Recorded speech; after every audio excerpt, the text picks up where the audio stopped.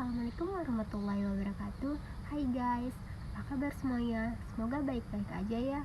Perkenalkan, nama aku Intan Aprilia dengan NIM 2311221007.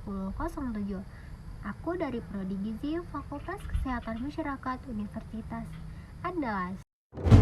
Tahun sampai detik sekarang, apa kira-kira yang paling pas? Apakah permohonan maaf secara kertas? Sejumlah uang, berapa uang yang pas? Dalam pengakuannya, Richard Lee mengaku menyesal telah mengedukasi masyarakat terkait produk kecantikan abal-abal. Hampir 2 tahun dihadapkan dengan kasus hukum melawan aktris peran Kartika Putri, dokter spesialis kecantikan Richard Lee. Pada akhirnya, nama baik itu rusak gak sih? Gue amat sangat dirugikan.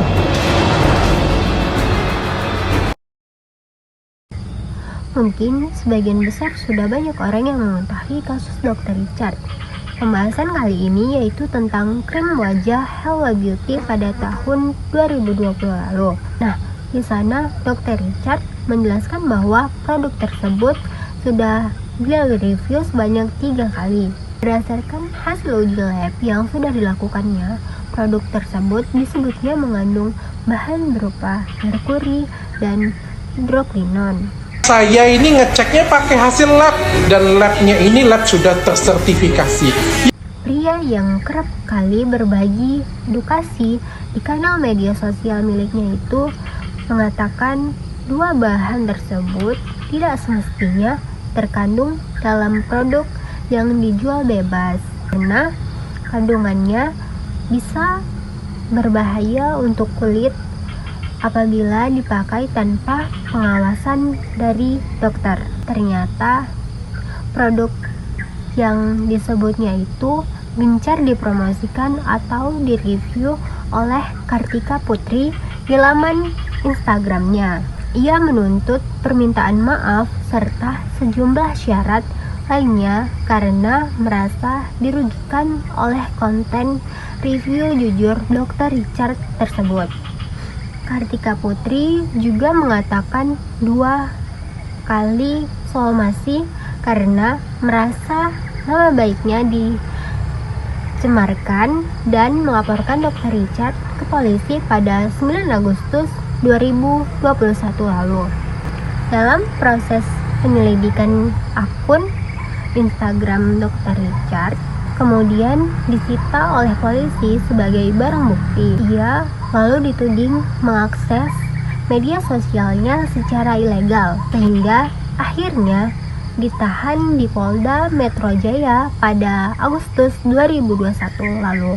Selain itu, penyelidik juga mengemukakan ia menghapus sejumlah bukti dari akun tersebut sehingga ditetapkannya melakukan pelanggaran UU ITE.